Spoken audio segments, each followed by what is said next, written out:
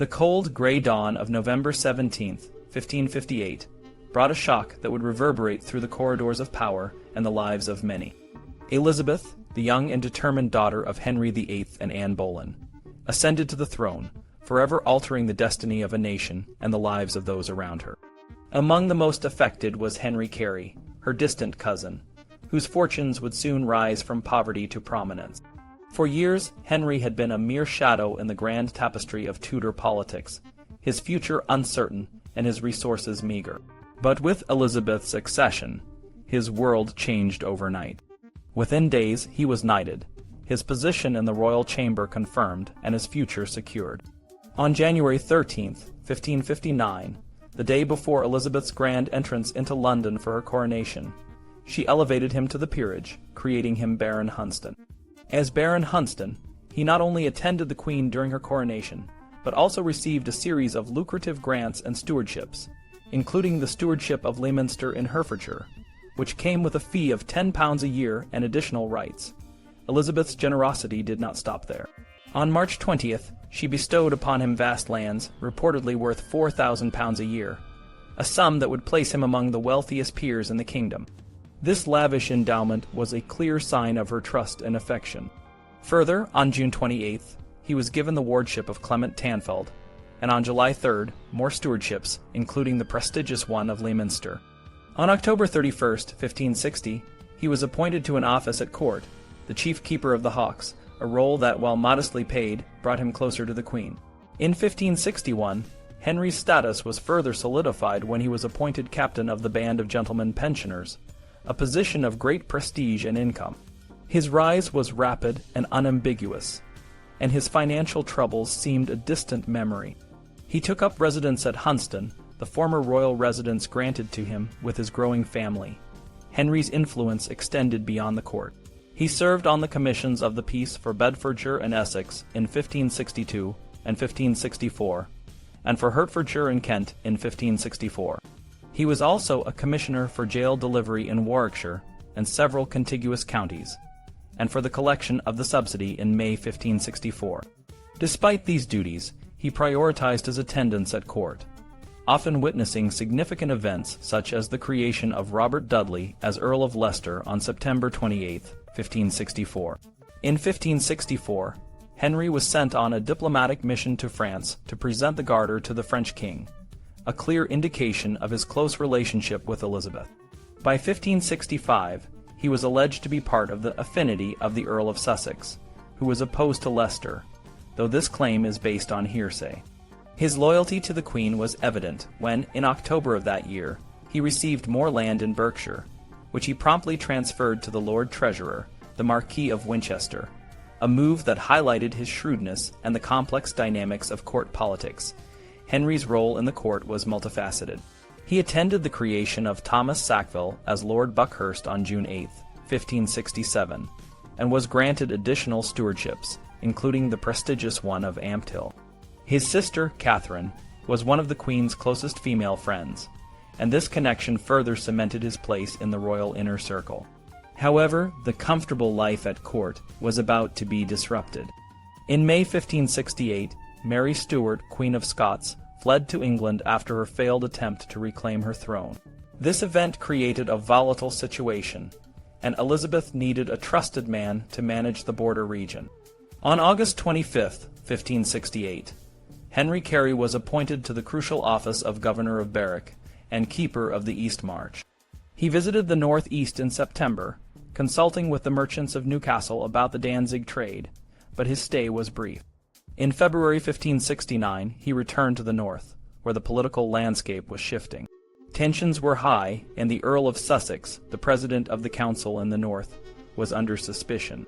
The Earl of Northumberland and the Earl of Westmoreland, both Catholics and supporters of the Duke of Norfolk's plan to marry Mary, were plotting rebellion. On November 13th, they raised the standard of revolt in County Durham, and the situation quickly spiraled out of control. The royalist position in the north looked bleak.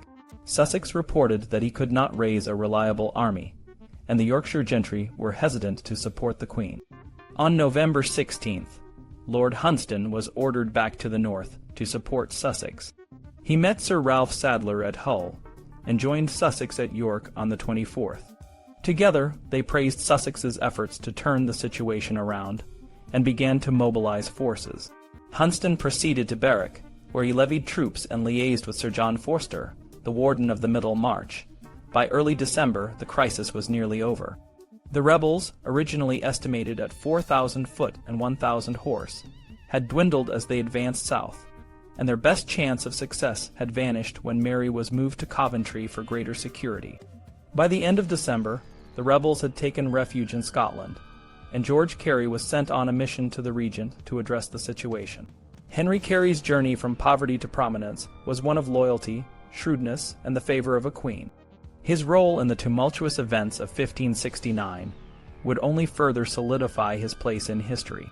Sussex and Hunsdon had advanced to Newcastle, sending reports to the council in London, expressing their dissatisfaction with the scale of the southern operation, which they found unnecessary.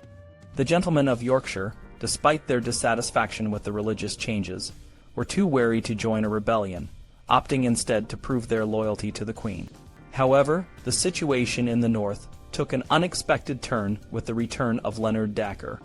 Dacre, who had lost a lawsuit over his family estates to the Duke of Norfolk, returned to the borders in December, aiming to support the rebel earls. Using his influence and the support of his followers, he briefly threatened Carlisle from his base at Naworth. Sussex and Hunsdon initially did not see Dacre as a serious threat, but by January, the situation had escalated. Hunsdon was ordered to apprehend Dacre, leading a force that confronted the rebels near Naworth on 20 February. The battle was swift and decisive, with the rebels fleeing and leaving around 300 dead. Dacre escaped to Scotland, and Naworth Castle surrendered to the royal army. The Queen, who had been concerned about the lack of information, was relieved by this victory and personally congratulated Hunsdon, addressing him as her dear kinsman. Hunsdon then focused on negotiating with the Scottish Council, which was in a state of turmoil after the assassination of the Earl of Moray. The country was divided between the King's men, who supported the young King James, and the Queen's men, who backed Mary, Queen of Scots. The Earl of Northumberland, one of the rebel leaders, was held in Scotland, and Hunsdon worked on securing his extradition. Despite initial setbacks, Northumberland was eventually sold to the English for £2,000 and executed at York in August 1572. Elizabeth was cautious about supporting the King's men in Scotland without provoking French intervention. She briefly sent Sussex against Mary's supporters, the Hamiltons, but recalled him when he showed too much success. Hunsdon continued his duties in Berwick, pursuing Leonard Dacre, who was being protected by border reivers. He also intervened on behalf of the Countess of Northumberland, a staunch Catholic who had been involved in the rebellion. She later escaped to Scotland and eventually to the Low Countries, where she lived in a convent until her death in 1596. The rebels who had not been executed under martial law were tried by a special commission in the summer of 1570, with 199 of them hanged. The more significant rebels were dealt with by acts of attainder, leading to the confiscation of their lands. Henry Percy, the brother of the Earl of Northumberland, was allowed to succeed to a reduced earldom, but the earldom of Westmoreland and the barony of Dacre became extinct. Hunsdon received a share of Leonard Dacre's lands in Cumberland and Derbyshire, which were extensive despite Dacre's failure to secure the main inheritance. Hunsdon's family was deeply involved in the northern campaign. His son George was knighted at Berwick, and his other son, Edward Carey, took possession of the lands and goods of Sir John Neville. The family gradually moved their base back to the south after the rebellion was quelled. Hunsdon was a witness to the creation of Sir William Cecil as Lord Burghley in 1572, and George sat as MP for Hertfordshire in the same year. Hunsdon continued to serve in the north, receiving appointments that took him to York and other key locations. In 1577, Hunsdon's political career advanced with his appointment to the Privy Council, reflecting the confidence Elizabeth had in him. He became a regular attendee at council meetings, participating in 125 meetings from 1578 to 1580. His presence dropped to 41 in 1581 to 1582 due to his duties in Scotland, but he appeared 91 times in 1588, just before his death in 1596. Elizabeth granted Hunsdon special jurisdiction over criminal cases within the verge of the court in 1579, possibly due to concerns about political assassination. His son George's career also flourished, serving in Parliament and holding various appointments, including Constable of Bamburgh Castle and Governor of the Isle of Wight. George played a crucial role in securing the Isle of Wight during the Spanish Armada in 1588. In 1583, the Throgmorton plot, involving an attempt to assassinate Elizabeth and install Mary, Queen of Scots, was uncovered. Throgmorton was arrested and executed, and the Spanish ambassador, Mendoza, was expelled. Hunsdon and Sir Walter Mildmay were tasked with questioning Philip Howard, Earl of Arundel, about his involvement, but Arundel denied any connection. The political situation in Scotland remained volatile, with King James VI still underage and the Earl of Arran as regent. James's relationship with Esme Stuart, a Catholic, added complexity. Hunsdon, known for his expertise in Scottish affairs, supported the regent and worked to counter Mary's efforts to regain power. His role in these negotiations and his deep involvement in the council's strategies highlight his significant influence during this period. Henry Carey, Lord Hunsdon, was a key figure in Queen Elizabeth I's court, a cousin of the Queen and a man deeply involved in the complex political landscape of the time. His relationship with the Earl of Arran, a powerful figure in Scotland, was a delicate one, influenced by the cautious and sometimes conflicting strategies of the English government. Hunsdon's position as a close relative of the Queen gave him some influence, but it also made him a potential liability, especially when his actions were scrutinized by other powerful figures like Sir Francis Walsingham, the Queen's principal secretary. Walsingham, known for his strong defense of the Protestant faith, was suspicious of the Lord Treasurer, Lord Burghley, whom he believed was using Hunsdon to manipulate political affairs, particularly in Scotland. Burghley, however, was trying to navigate a careful path, aiming to keep both James VI of Scotland and his mother, Mary, Queen of Scots, on good terms. This was a challenging task, given the Queen's ambivalence and the volatile situation in Scotland. Despite Walsingham's doubts, Hunsdon continued to hold important positions, such as the captaincy of the Gentlemen Pensioners and the Lord Lieutenancy of Hertfordshire, which later shifted to Norfolk, a strategic location due to its vulnerability to naval attacks. In 1584, Hunsdon was sent to Scotland again, this time at the suggestion of the Earl of Arran. This mission highlighted the ongoing need to monitor the situation in Scotland, where the power dynamics were constantly shifting. By 1585, the Earl of Arran had lost his influence, and James VI was more in control.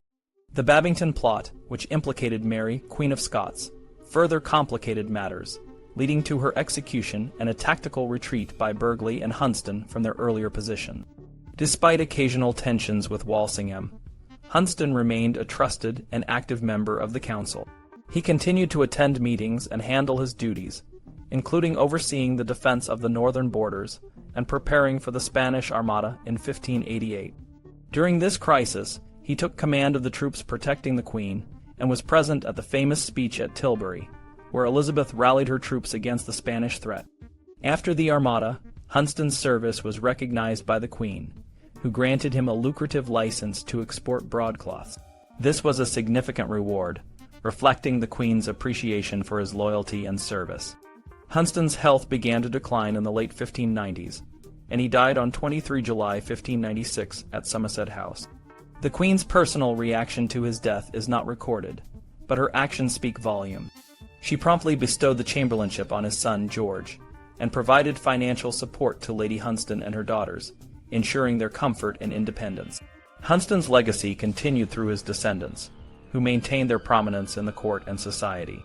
His son George, the second Lord Hunsdon, and his grandson Henry, the third Lord Hunsdon, both received titles and honors from the crown, maintaining the family's influence well into the 17th century.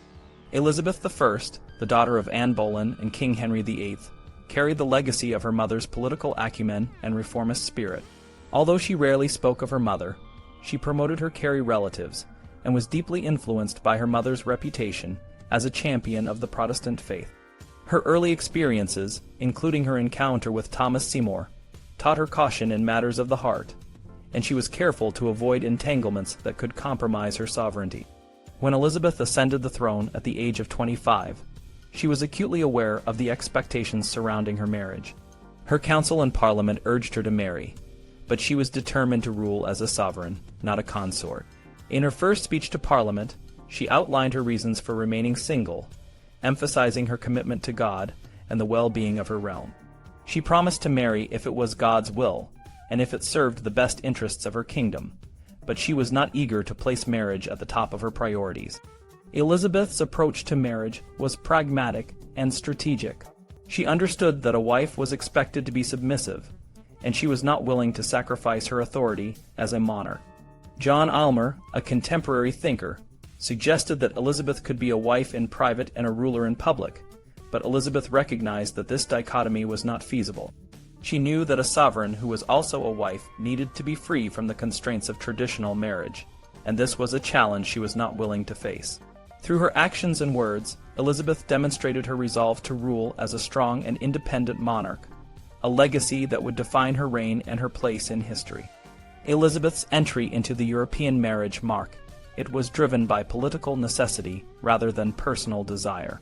Her former brother-in-law, Philip of Spain, proposed to her in December 1558. The marriage would have been a strategic alliance to continue the Anglo-Spanish fight against France. Despite the romantic notion that Philip was smitten with Elizabeth, the reality was that personal feelings were secondary to the political benefits. Elizabeth, understanding the political implications, politely declined. The idea of a Habsburg alliance remained appealing, especially to her council. The Archduke Charles, a younger son of Emperor Ferdinand, was suggested as a potential match. Elizabeth's response was ambivalent. She expressed a preference for remaining single, but acknowledged the importance of the succession. This led to a lengthy and complex negotiation, focusing on the Archduke's role as King of England and his religious rights. Charles insisted on the Mass as a minimum concession, a demand Elizabeth firmly opposed. The negotiations dragged on until 1567, when they finally collapsed, much to the relief of the more committed Protestants in her court. While these negotiations were underway, Elizabeth's personal life took a dramatic turn. She fell in love with Robert Dudley, the third son of John Dudley, Earl of Warwick and Duke of Northumberland. They had known each other since their youth at King Edward's court, and had shared the perils of Mary's reign. After Elizabeth's accession, she appointed Dudley as Master of the Horse, a position that provided him with significant influence and regular access to the Queen. Their relationship quickly became the subject of court gossip. Kate Ashley, Elizabeth's principal gentlewoman, was concerned about the Queen's reputation and the rumors of improper behavior. Dudley's favor created rivalries within the court, with many resenting his rapid rise and others hoping to benefit from his influence. In 1560, the rumors subsided briefly as the court focused on Scottish affairs. However, they resumed soon after William Cecil's return with the Treaty of Edinburgh. Cecil was deeply troubled by Elizabeth's behavior and considered resigning.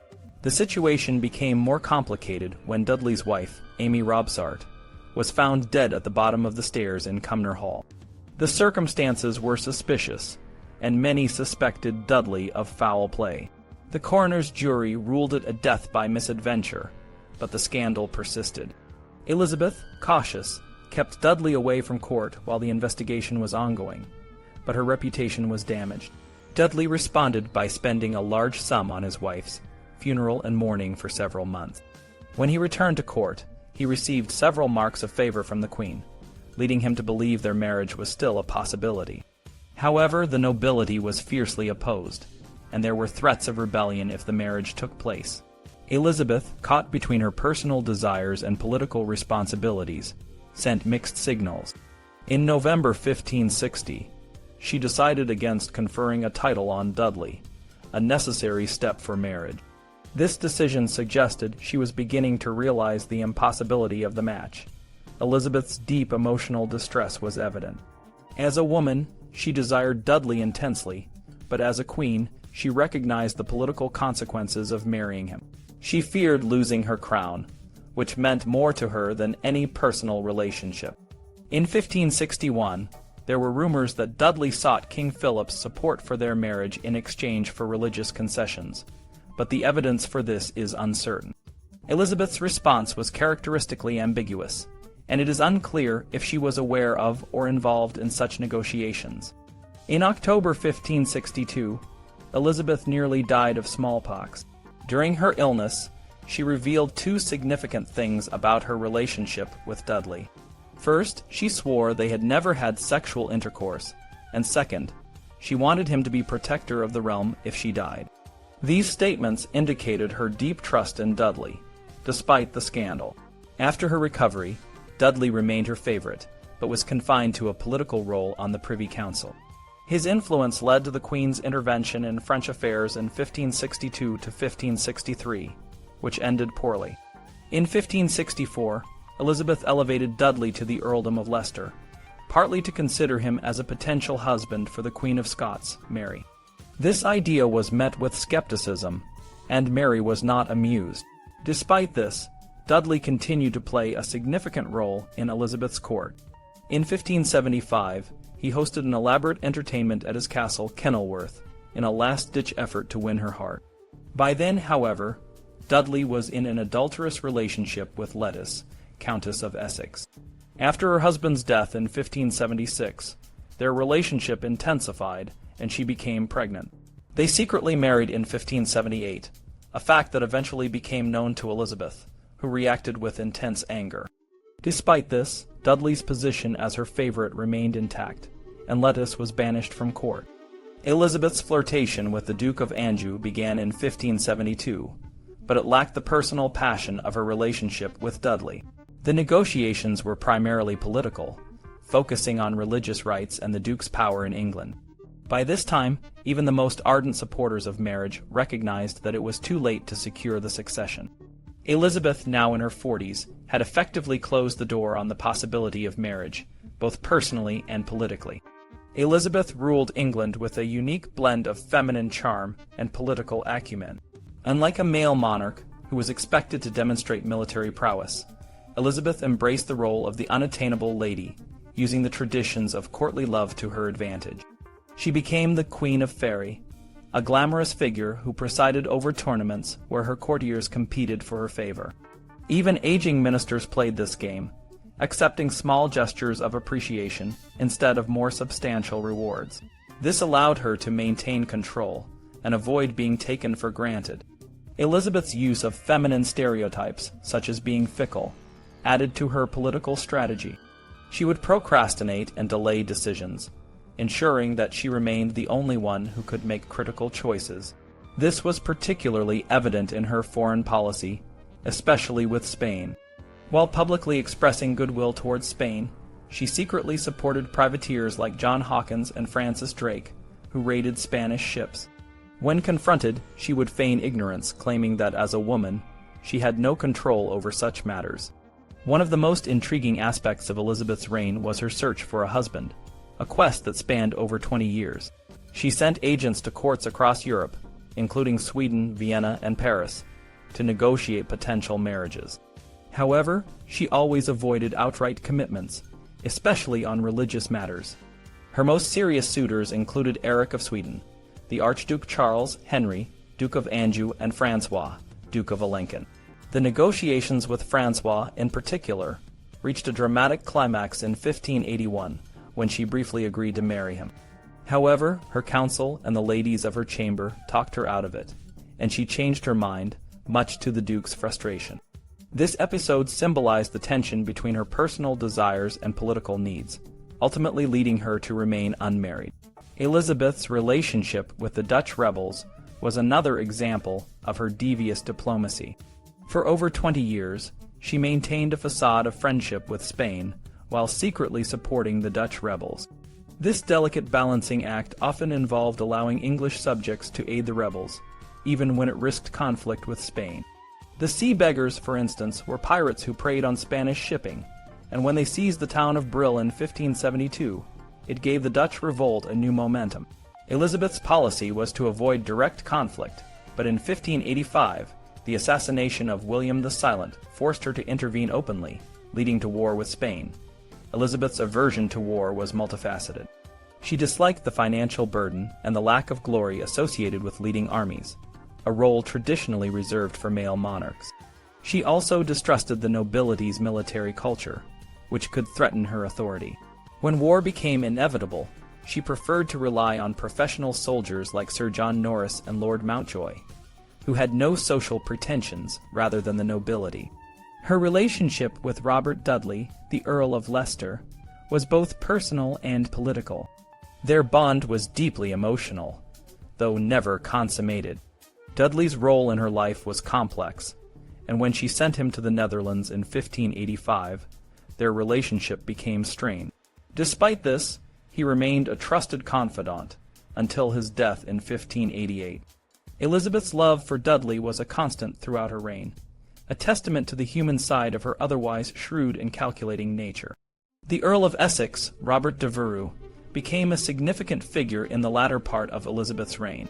As a young, handsome, and well-educated man, he quickly won the Queen's favor. He was appointed Master of the Horse, a position that brought him close to the Queen and significant financial benefits. However, their relationship was more about fantasy and flattery than genuine affection. Essex believed himself to be a great soldier and statesman, but Elizabeth, despite her age, remained a sharp and astute ruler. She indulged his fantasies, but never let them cloud her judgment. Elizabeth's reign was a testament to her ability to navigate the complexities of being a female ruler in a male-dominated world. She used her femininity as a tool of power, balancing personal relationships with political necessity. Her legacy is one of a strong, intelligent, and resilient monarch who ruled with a unique blend of charm and shrewdness, leaving an indelible mark on English history.